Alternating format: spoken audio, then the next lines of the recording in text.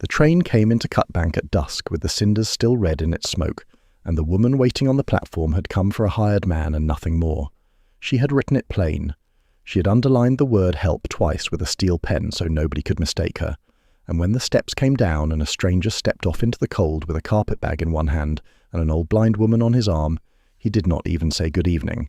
He said, "I ought to tell you before you spend another minute on me. I have got no money at all, and I have got my mother, and she cannot see." He said it like a man reading his own sentence out loud. And Fern Ashby, 31 years old, unmarried, the woman that whole town called the Ashby spinster behind her back and sometimes to her face, looked at the two of them standing there in the wind off the Rockies with everything they owned in one bag, and she smiled for the first time in a year. "Good," she said. "We'll not sit alone this winter. I have spent my whole life gathering up stories like this one, the kind that never made the newspapers because nothing about them was grand enough, only true enough. This one came to me from a bundle of letters and a court record out of Montana Territory from the fall of 1887, and I've carried it a long while because of what happened after that platform. See, a welcome like that is easy to give when nothing is at stake." Fern Ashby gave hers with a note coming due on her land, and a banker already measuring her doorway for his own boots. So stay with me through the cold part of this, because there are two things waiting for you at the end of it. There is a courtroom where a blind woman stood up and named a man by the sound of his voice alone. And there is a supper table. Stay for both. I promise you the second one is worth the wait more than the first. Fern was up that morning, like every morning, an hour before there was any light worth the name. The cold in the house had teeth by October, and she dressed by feel and went out through the yard, with her breath going ahead of her like smoke from a chimney. The bay mare in the third stall had colicked in the night. Fern heard it before she reached the door, that low, miserable groaning and the shuffle of a horse trying to lie down when lying down would kill her, and she got a halter on the mare and walked her. She walked her for 2 hours in the dark of the corral, round and round in the frozen churned dirt, talking to her the whole way in the low, flat voice she used with animals and almost never used with people. She rubbed the mare's belly with a twist of straw. She dosed her with linseed oil and warm water from the kettle. And when the sun finally came up grey over the buttes, and the mare passed what she needed to pass and stood there shaking and alive, Fern leaned her forehead against the animal's neck for 1 second, only one, and then went in and started the stove. That was the whole shape of her. Nobody in Cutbank would have believed how much of Larkspur was held together by that 1 second she allowed herself and then took back. Her father had built the place out of nothing but a spring and a stubborn opinion. Ezra Ashby had come up from Texas with 40 head and a bad shoulder, found water in a fold of the bench land where nobody thought water would be, and dug in. He had raised Fern out there without a wife because the fever took her mother in the second winter, and he had raised her the only way he knew, which was as a hand. She could rope before she could write. She could read a horse's eye at 40 feet and tell you whether he was scared or mean, and there is a world of difference between those two, and most men never learn it. When Ezra died 2 springs back, with his hand in hers and his ledger open on the table where he had left it, the county waited a decent 6 weeks, and then began to talk about who would buy the Ashby place when the girl gave up. She had not given up. That was the part they could not forgive her for. Hollis Coyle stayed on, because Hollis was 61 years old and had nowhere else, and had known Fern since she was a bow-legged child, riding a barrel in the barn. The two of them ran 240 head and a horse operation on a place that wanted 6 men, and they did it by not sleeping much. But the note was the thing. Ezra had borrowed against the land in 85 to put in the second well and buy the stud, and the note sat at the Cutbank Merchants and Drovers Bank, and it came due, principal and all, on the 1st day of December. She had a way to pay it. That was the sweetness and the cruelty of that autumn both. There was an army remount contract out of Fort Assiniboine, 18 head of saddle stock, 4-year-olds, gentled and green-broke and sound, at $72 a head, and 18 times 72 was more than the note and enough left to winter on. She had the horses. They were running out on the bench right then, big-boned bay and brown geldings out of her father's stud, worth every dollar of it and worth nothing at all in the shape they were in, because a horse that has never had a hand on him is not stock, he is only weather and meat. She needed a breaker. She had lost 2 already that season. One got drunk in Great Falls and never came back, and the other broke his collarbone on a blue roan gelding in the second week and left on the freight wagon with his arm strapped to his chest, calling back over his shoulder that no man alive would ride that string for wages. So in the last week of September, Fern sat at her father's desk with the lamp guttering and wrote to a situations exchange in Helena that placed hands and cooks and men for the mines. She wrote, "Wanted, one experienced horsebreaker for winter work, room and board and $30 monthly, character required, must be sober." And then, because she had heard what happened to women who advertised in territory papers, she wrote one more line and underlined the important word twice. "This is a request for help on a working ranch. It is not a matrimonial notice, and I will thank you not to file it as one." She sealed it. She rode 9 miles in to post it, and on the way back she met Rufus Rathburn on the road, sitting his good grey horse with his good grey coat buttoned to the throat, and he lifted his hat to her with the kind of courtesy that is really a form of arithmetic. "Miss Ashby," he said, "you are looking tired." "I am looking busy," she said. He turned his horse and rode alongside her a piece without being asked, which was his habit. He talked about the winter that was coming, and how it would be a hard one, the old-timers said, harder than 86, and how a place like Larkspur was a great deal of ground for one woman and one old man, and how there were parties, he said, syndicate parties out of Chicago, who would pay handsomely for water like hers, and take the whole worry off her hands in an afternoon. "I'm not worried," she said. "Everyone is worried in December," said Rathburn. He touched his hat again and turned off at the fork, and Fern rode the last 4 miles with her jaw set so hard it ached, because he was right about December, and because she had seen the way he looked at her spring, the way a man looks at a thing he has already decided is his, and is simply waiting on the paperwork to confirm. The clerk in the Helena exchange was 19 years old and had 2 ledgers on his desk that day, the situations wanted, and the matrimonial correspondence, and the wind came in the door with a customer and lifted 3 loose sheets off the counter, and he gathered them up and put them back and did not look twice. Fern's notice went into the wrong book. 12 days later, a man in a boarding house in Butte with $4.60 to his name read a copy of that book and sat a long time with his hat in his hands. Abel Holloway was 35 and had been, until 18 months before, a mustanger with a good name and 110 head of his own on the muscle shell. Then came the drought, and then the note, and then the winter, and between them they took the horses and the grass and the outfit and everything but his saddle. What was left after the sale was his mother. Adeline Holloway was 62 and had gone blind at 48 from a river fever that took her sight in 11 days and left everything else exactly where it was, which she said was a bargain, all things considered, since it might have taken her tongue. She had raised 4 children and buried 3 and a husband, and she could still tell you what day of the week a thing had happened on 20 years back, and she had a memory for voices that was very nearly a kind of second sight. She said a face could be arranged, but a voice was a man's true handwriting. Abel read the notice out loud to her twice in the boarding-house room. "A widow lady," he said. "Or a spinster," it does not say. "Ranch on the Cutbank bench, horses to break, winter work.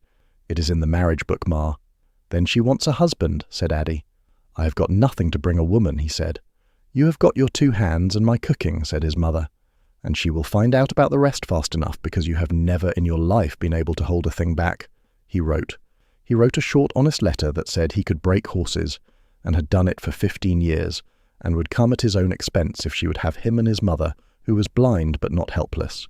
He did not have the money for the fare, so he sold his father's watch and his second saddle blanket, and a Winchester he had carried since he was 20, and it came to enough for 2 tickets and 40 cents over. Fern's reply, when it came, said only, "Come at once, work begins immediately, wire the day," which is how the 2 of them came to be standing on that platform at dusk with the cinders going out in the smoke. She had brought the wagon and expected a man with a bedroll. She got a tall, lean fellow with a jaw like a plank, and a woman on his arm in a grey shawl, and he set the carpetbag down and got his warning out before Fern could so much as put out her hand, the way a man will confess to a thing quick when he has been rehearsing it for 400 miles. "Ma'am," before anything else, "I have got no money, not any. I sold my rifle to get here, and this is my mother, and she is blind, and where I go she goes, and I will not put her anywhere. And I read your notice in the marriage book, so if there has been a mistake made, it is mine to pay for, and I will find work in town and not trouble you." The wind came down the platform and everybody's coat cracked in it. Fern looked at him. Then she looked at the old woman, who had turned her face toward Fern's voice with her chin lifted, listening the way other people stare. "There has been a mistake," Fern said, "but it was not yours." "Then we will go," said Abel. "Can you break a horse?" said Fern. "Yes, ma'am. A bad one." "I would rather have a bad one," he said. "A bad one is only a horse that has been lied to." Fern stood there in the cold with her hands in her coat pockets, and something in her chest shifted and did not shift back. She thought about the house. She thought about the 8 rooms of it and the 2 people in it, and the way the wind sounded in the stovepipe in January, when there was nobody to say a word to from dark to dark. Half the town was watching from the freight dock. She knew exactly what they would say by Sunday. "Good," she said. "We'll not sit alone this winter." She put the carpetbag in the wagon herself. Then she went round and offered the old woman her arm, and Addie Holloway found it, and her hand came down and closed around Fern's 2 front fingers and held on, the way a person holds on when a hand is the only true thing they have got in the world. Fern felt it go through her like a horse coming up under the saddle. "You are a tall one," said Addie. "I am," said Fern. "Good," said Addie. "My son is tall, and it makes my neck ache to be the only short thing in a house." They rode the 11 miles out, under a sky going green and then black, and Rufus Rathbun came out to Larkspur before the week was done, on a Thursday, at the supper hour, on that good grey horse. He would not come in. He sat his saddle in the yard and looked at the light in the windows, and the smoke going up, and remarked that he had heard she had taken in boarders. "I have taken on a hand," said Fern from the porch. "A hand and his mother," said Rathbun. "That is a generous arrangement for a place with a note on it. 2 more mouths against December. That is my arithmetic to do." He smiled at her under the brim of his hat. "I only came to remind you of the date, Miss Ashby. I would hate for it to arrive as a surprise. And when it does, if it should find you short, I want you to know there are parties who would treat you fairly. Very fairly. You would walk away with money in your hand and no more nights like this one." The lamplight was behind her, and she knew he could not see her face, and she was glad of it. "Mr. Rathbun," she said, "that spring has been in my family since before there was a bank in this county. Good night." She went in and shut the door and stood with her back against it, and Addie Holloway said from the stove without turning, "That man wants something, and it is not his money." The first frost came the following Monday, and Abel Holloway went out to the corral with a rope and did not come back in for 11 hours. There were 19 head in the string, and 18 had to go to the Fort Sound and Gentle by the 20th of November. Most of them were nothing worse than ignorant, but there was a blue roan gelding, 16 hands and wall-eyed, with a shoulder like a bank vault, who had put the last breaker on the freight wagon with a broken collarbone, and Hollis Coyle called him the judge because he had a way of looking at a man and passing sentence. Fern came out at noon and found Abel sitting on the top rail, eating a cold biscuit with the roan standing loose in the middle of the pen watching him. "Are you going to ride him?" she said. "Not today. We have got 39 days. "I know it," he said. "He does too. That is the trouble with him.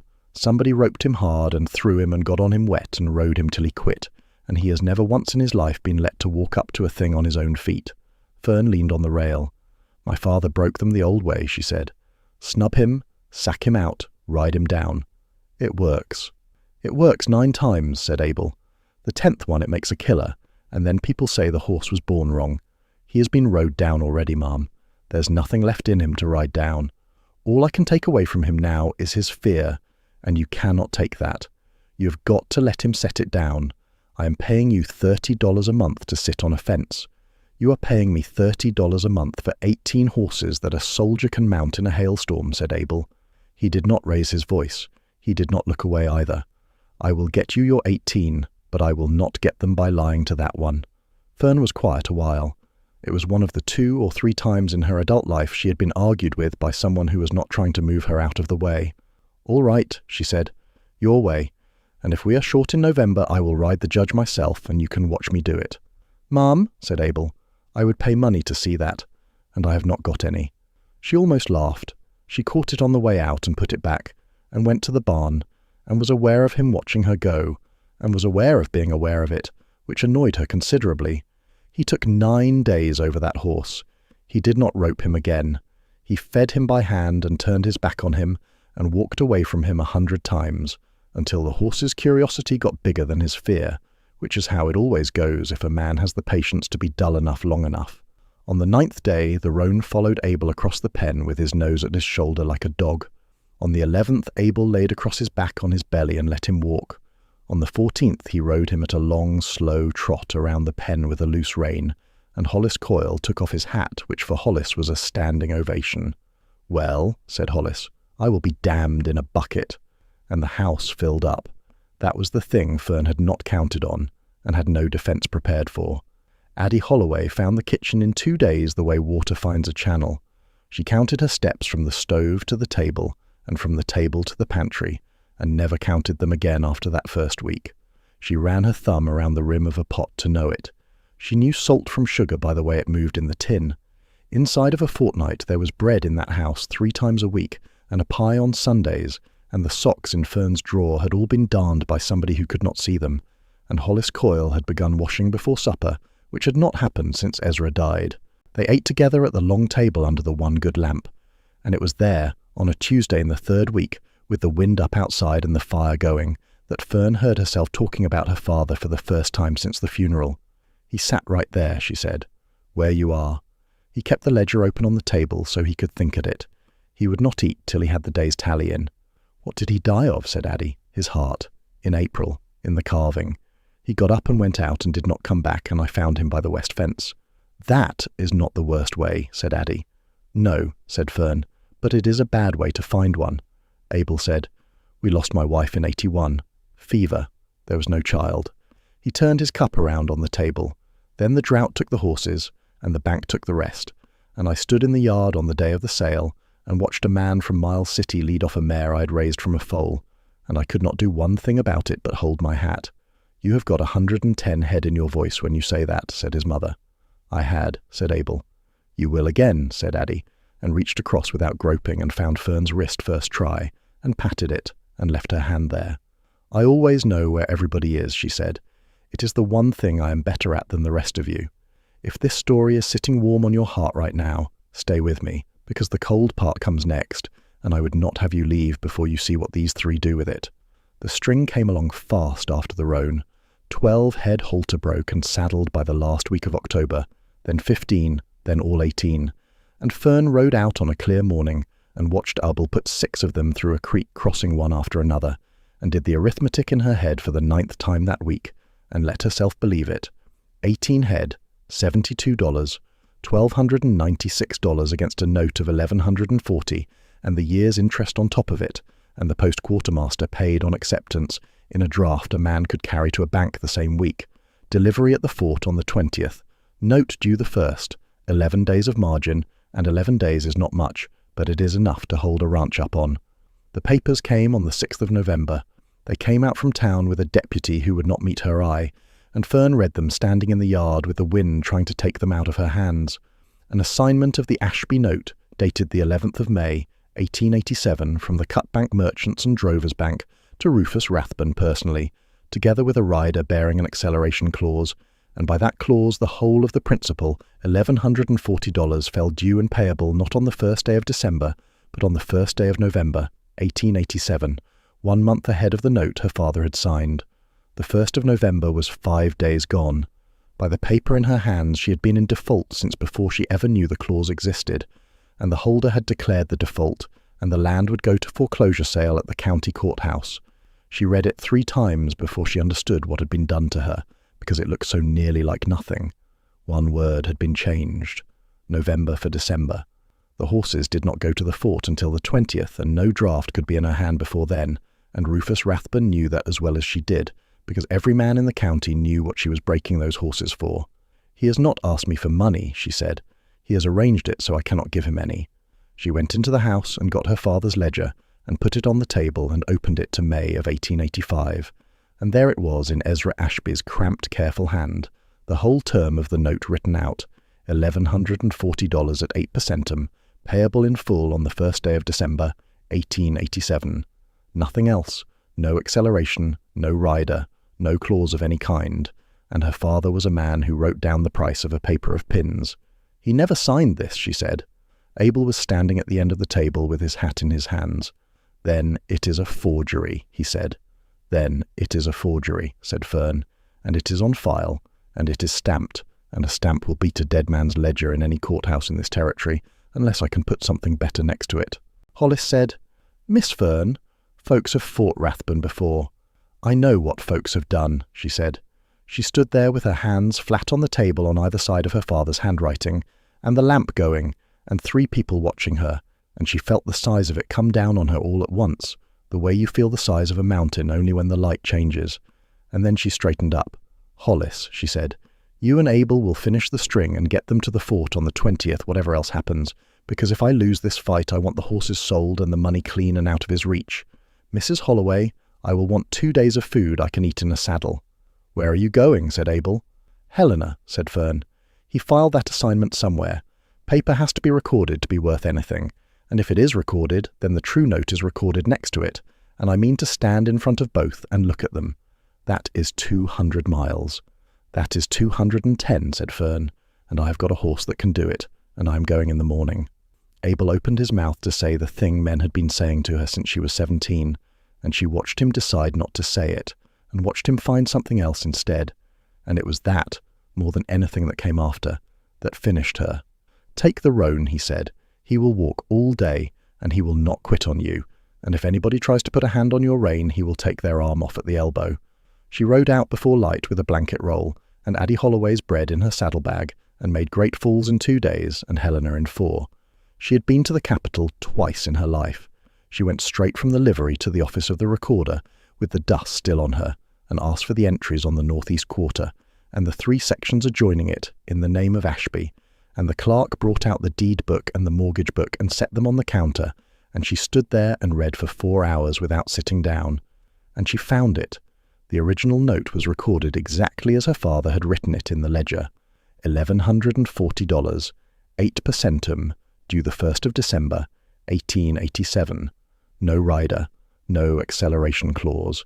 Whatever Rathbun had served on her, it was not what was on the books of the territory. And the assignment, recorded the 2nd of November of that same year, purported to have been made and acknowledged in May, and it carried the seal and signature of a notary public of the county, one Otis Doss, and under the seal was the date of the acknowledgment, and Fern put her finger on that date and stopped breathing. The 11th of May, 1887. Her father had been dead 13 months. They had built the forgery to look old. They had needed a date back before anyone would think to look, and whoever had chosen it had picked a month out of the air, and had not known, or had not troubled to learn, that Ezra Ashby had died in April of 1886.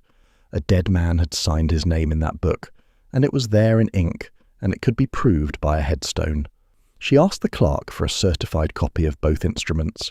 He went away, and came back with his face wrong. "The page is gone, ma'am. Gone. Cut out." He turned the mortgage book around and showed her, and there was a clean line down the gutter where a sheet had been taken out with a knife, and it was the sheet with the assignment on it, and it had been done recently enough that the cut was still bright. "There is an index entry," he said, "but without the instrument I cannot certify what was in it. Who has been at this book? I could not say. There have been men in here. Miss, I'm sorry." She stood in the street outside with the wind coming down off Mount Helena, and her father's ledger in her saddlebag, and nothing in her hands. He could serve any paper he liked now and swear to it, and the record that would have hanged him was ash in somebody's stove. She had 4 days back to Cutbank, and when she came into the yard on the 4th evening with the roan gelding walking on his last legs and her own face gone grey, Hollis met her at the gate and told her the rest of it. The notice was posted on the courthouse door and in the window of the mercantile. Foreclosure sale of the Ashby holding, so described at the courthouse in Cutbank at 11 o'clock in the forenoon on the 4th day of December. She sat down on the porch step in her coat and did not go in for a long while. They ate late that night and quiet. Abel told her the string was ready and would go to the fort on the 20th.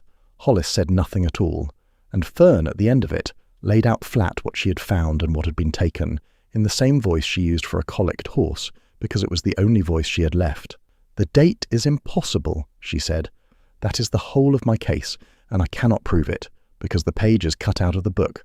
There is a notary's seal on it, and no notary in this territory is going to stand up and say, 'He sealed a dead man's signature.'" "What was the name?" said Addie. Fern looked up. The old woman had gone very still with her hands on the edge of the table. "Doss," said Fern. "Otis Doss." Addie Holloway said, "Otis Doss of Sweetwater County, that had the place below the Hartleys on the river." The room went so quiet you could hear the fire settle.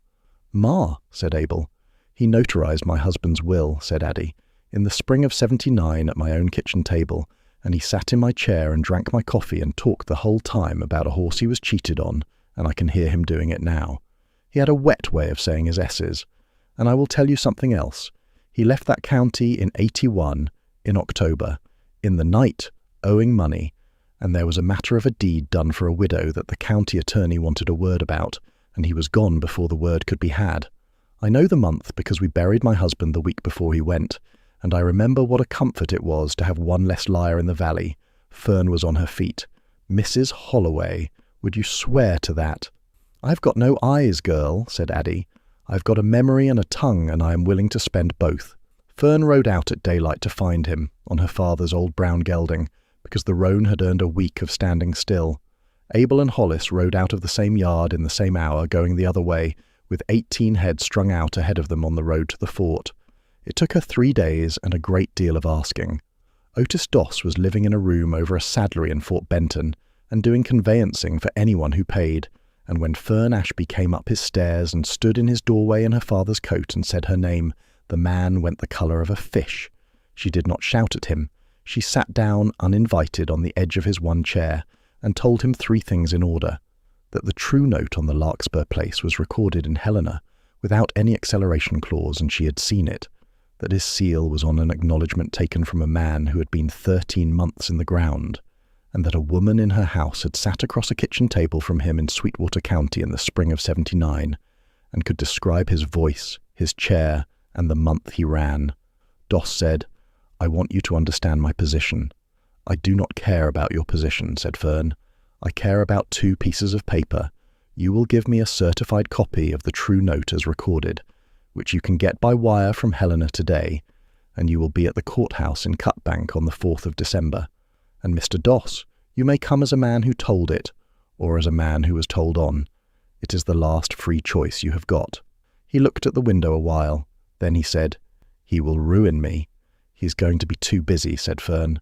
She left Fort Benton with the wire receipt in her coat and the certified copy following on the mail, and rode home through the first hard snow of that year.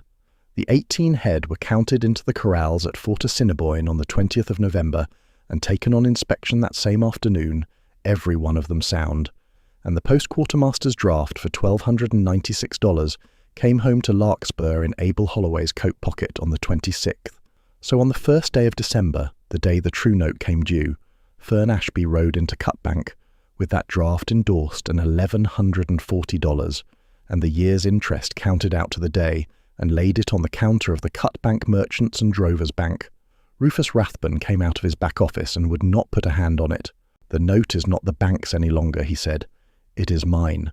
It has gone in default since the 1st of November, and there is nothing in this territory that obliges a man to take late money on a debt already gone to sale.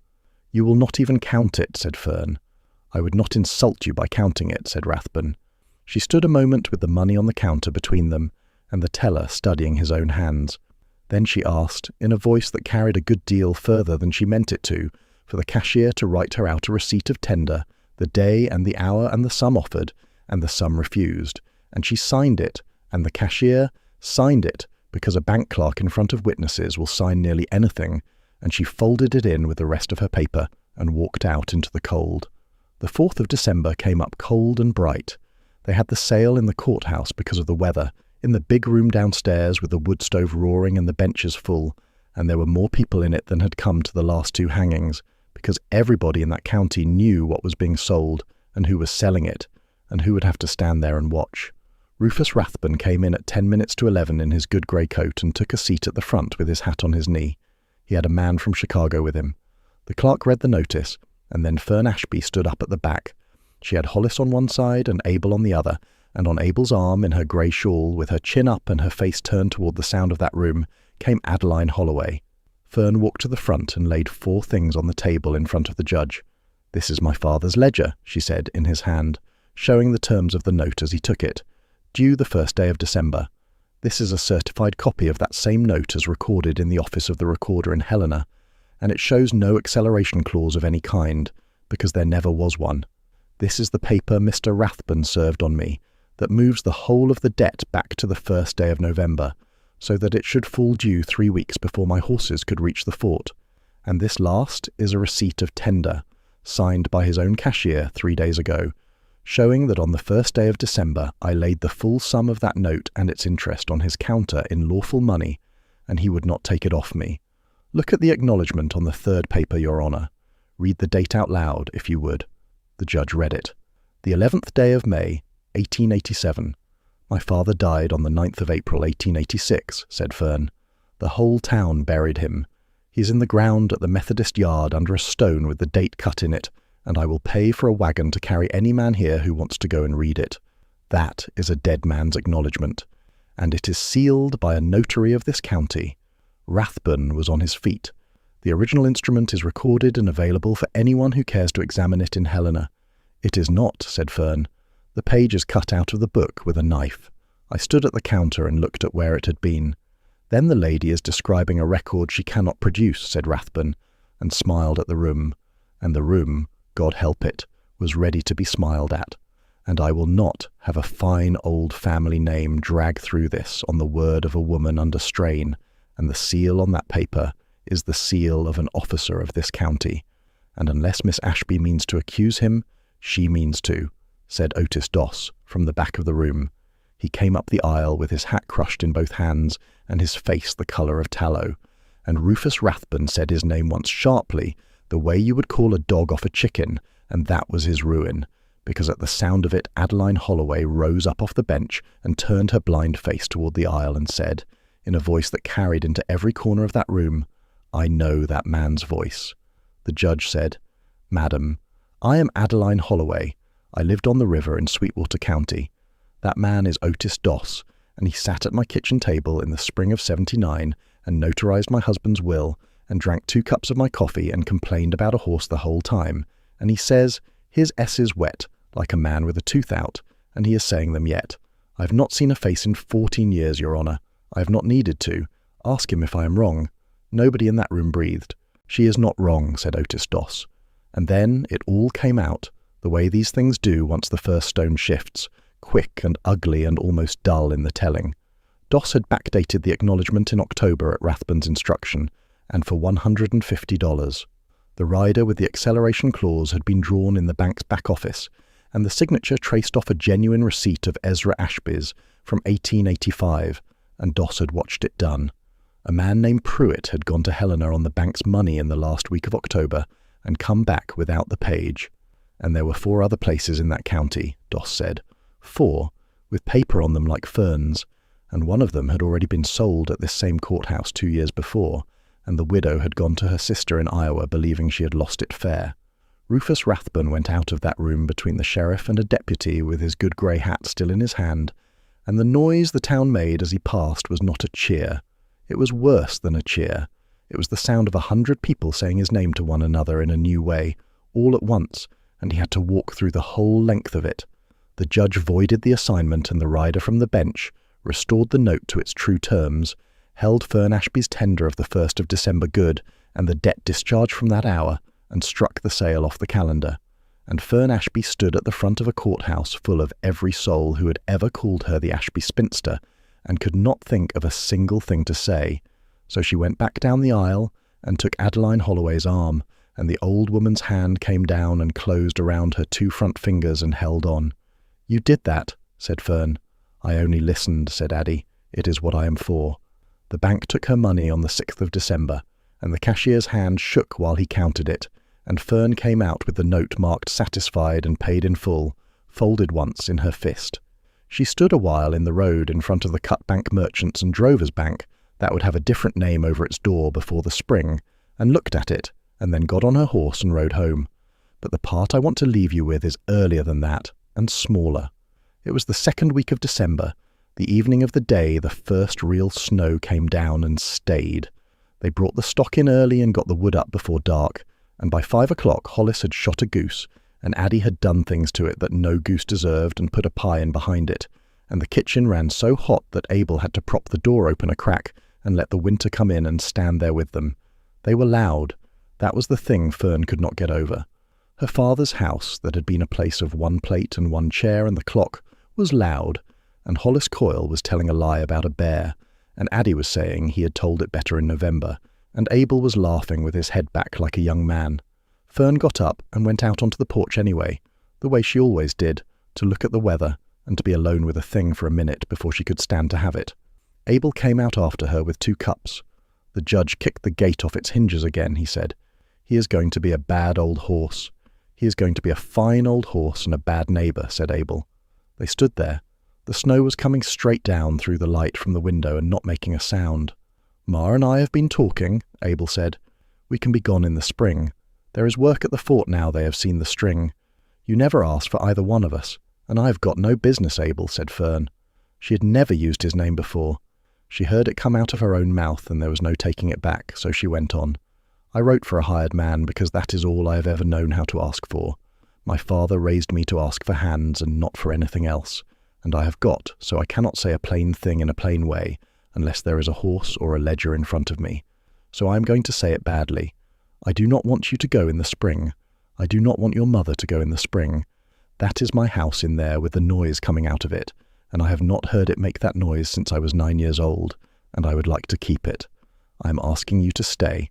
For good, not for wages. Abel Holloway looked into his cup for a long moment. I read that notice in the marriage book, he said, and I knew inside of a week it had been misfiled, and I never once told you, because I did not want it corrected. That is the truth, and it has been sitting on me since October. Well, said Fern. I am no bargain, Fern. I warned you on the platform. You did, she said, and I answered you. Behind them the door opened 4 inches, and Adeline Holloway said into the cold, without stepping out, without any need to step out, are you 2 going to settle it, or do I have to come and settle it? Because the pie is getting cold, and I have got a great deal to do before a wedding. They were married in the front room on the 9th of February by a circuit preacher with 14 people standing, which was 13 more than Fern had expected in her whole life. Addie made the cake blind, and it did not sink. Hollis wore a collar. In the spring the roan gelding threw a shoe and took the gate off its hinges a 3rd time, and Larkspur put 9 colts on the ground, and there was a name gone up on the fence board by the road that read Ashby and Holloway, in that order, because Abel painted it himself and would not hear otherwise. And on the last night of that first winter, when the wind was up in the stovepipe the way it always was in January, and Fern Ashby sat at her father's table with the ledger open and the tally not yet in, an old woman crossed the kitchen without counting her steps, put a cup down by her hand, and found her wrist first try, and left her hand there a moment on the way past. I always know where everybody is, said Addie. It is the one thing I am better at than the rest of you. I have told you that story the way it was told to me, and I will tell you the part I think about when I put the lamp out. Rufus Rathbun took a pen and a seal and a dead man's name, and he very nearly took a ranch with them, and the thing that stopped him was not a lawyer, and it was not a gun. It was a woman who rode 210 miles to look at a page, and a blind woman who remembered how a liar said his S's 8 years back, and a hired man who told the truth about himself on a train platform when a lie would have served him better. Paper can be forged, a welcome cannot, and I have come to believe that the family you are given is a matter of luck, but the family you take in off a cold platform with nothing in their hands is a matter of character, and it is the only kind that never has to be recorded anywhere to be real. If this one warmed you, stay near. I have got a whole country of these, and I will be telling another one soon enough, and the coffee is always on. I will leave the gate open for you.